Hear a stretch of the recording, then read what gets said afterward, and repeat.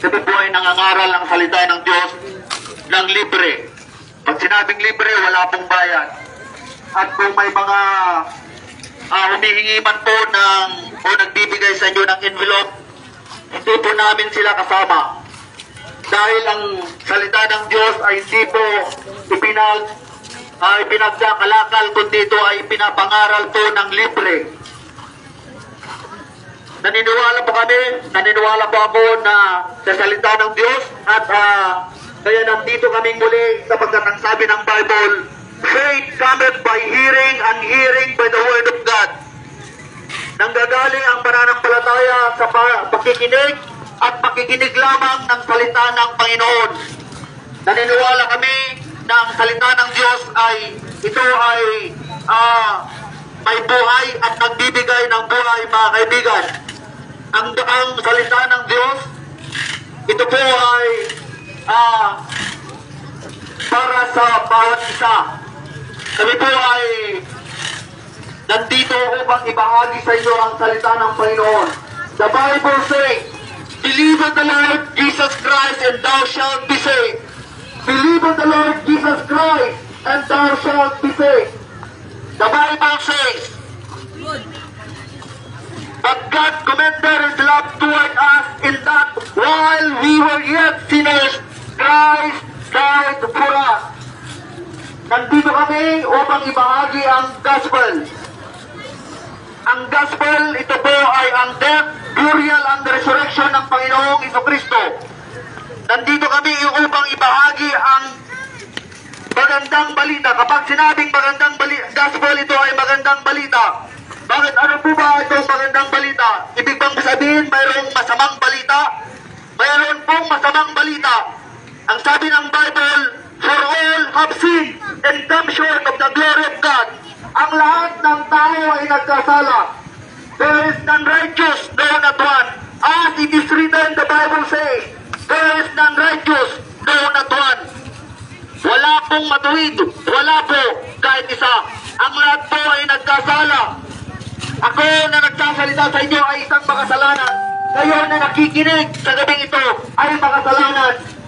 Lahat po tayo ay makasalanan at tayo ay dapat mapunta sa impyerno. Ang impyerno po ay totoo, mga kaibigan. Ang sabi ng Bible, for the wages of sin is death, but the gift of God is eternal life through Jesus Christ our Lord. Ang sinasabi ng Bible, ang kabayaran ng kasalanan ay kamatayan. Ang kamatayang ito ay alam natin na ang pisikal. Ngunit ito ay mayroong espiritual na kamatayan. Ito ang paghiwalay ng tao sa Diyos. At ang taong hindi nanampalataya sa sapat na ginawa ng Panginoong Jesucristo, sila ay pupunta sa impyerno. Ang sabi ng Bible, for the wages of sin is death, but the gift of God is eternal life. Ang kabayaran ng kasalanan ay kamatayan. Mga kaibigan, ang masamang balita ang lahat ng tao ay makasalanan at hindi niya kayang iligtas ang kanyang sarili. Ako, ikaw, hindi mo kayang iligtas ang iyong sarili. Ang ating mga katuwiran ay nagkukulang sa harapan ng Diyos. Kulang pa rin kung ano man ang gagawin natin. Ito ay kulang. Hindi natin kayang iligtas ang ating sarili. Ang lahat ay makasalanan at ito ay kailangan niyang pagdusahan. Banal ang Diyos. Ang Diyos ay walang kasalanan. Ang tao ay makasalanan. Kaya ang tao dapat niyang pagdusahan sa impyerno ang kanyang kasalanan. Ngunit ang magandang balita, si Kristo ay namatay dahil sa iyong kasalanan. Christ Jesus died for your sin, for our sin. Si Kristo ay hindi namatay dahil sa kanyang kasalanan. Si Kristo ay banal. Si Kristo ay walang kapintasan. Si Kristo siya lamang ang tagapagligtas. For there is one mediator between God and man, the man, Christ Jesus, who gave Himself a ransom for all. Siya ang nagtubos. Siya ay binigay niya ang kanyang buhay upang tubusin ang lahat. Hindi lamang po ang ilan, kundi ang lahat, ang bawat mananampalataya. sa Kanya. 2,000 years ago, si Kristo ay namatay dahil sa iyong kasalanan. Ikaw na dapat na pupunta sa impyerno, ngunit inako ng Diyos ang iyong kasalanan. Inako ng Diyos ang aking kasalanan. Yung kasalanan na dapat nating pagbayaran sa impyerno ay inako ng Diyos, binayaran niya ng kanyang dugo. In whom we have redemption through His blood, even the forgiveness of sin. Ang kapatawaran ng kasalanan ay na kay Kristo lamang. Mga kaibigan, wala nang iba. Ang iyong mabuting gawa, ito ay nagkukulang pa rin sa harapan ng Diyos. Ang pagsunod mo sa kautusan ng Diyos, sa 10 utos, ito pa rin ay nagkukulang sa harapan ng Diyos. Ang iyong relihiyon, kulang sa harapan ng Diyos. Kung ang tao ay kaya niyang iligtas ang kanyang sarili, dapat hindi na po namatay si Kristo sa krus. Hindi na po siya inilibing at doon sa impyerno kanyang pinagbayaran ng ating mga kasalanan. At doon sa ikatlong araw siya ay nabuhay na muli. Kung makapagliligtas lamang ang ating mga gawa, hindi na po dapat namatay si Kristo. Ngunit ipinapakita lamang na hindi natin kayang bayaran ang ating mga kasalanan. That's the reason why, ang sabi ng Bible, Christ Jesus came into the world to save sinners. Ang bawat isa ay makasalanan. Ako nagsasalita ka ng sabi ko ay makasalanan.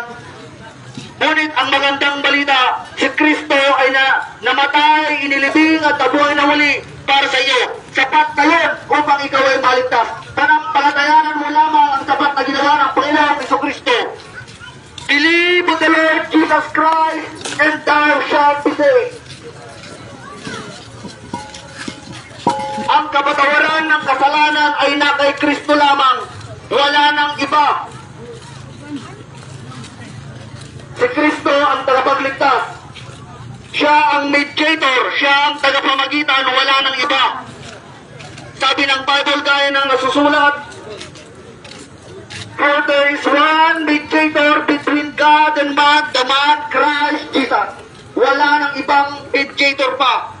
Ang sabi ng Bible, I am the way, the truth, and the life. No man cometh. Walang makakarating sa Ama, kundi sa pamagitan lamang ng Panginoong Jesucristo. Mga kaibigan, ang only requirement para ikaw ay maligtas ngayong umaga, ngayong gabi ito, ay panampalatayanan mo na sapat na ang ginawa ng Panginoong Jesucristo sa krus ng Kalbaryo. In whom we have redemption through His blood. Sabi ng Bible, at ang sabi ng Bible, in whom ye also after that ye trusted, in whom also after that ye believed, ye were sealed with the Holy Spirit of promise. Pagkatapos mong manampalataya, ang sabi ng Bible, ikaw ay siselyuhan ng Banal na Espiritu. Ang Banal na Espiritu ang magiging silyo mo. Kung ikaw ay nanampalataya saan? Sa Gospel, the Word of Truth. Ano itong Gospel na ito? How that Christ died for our sins.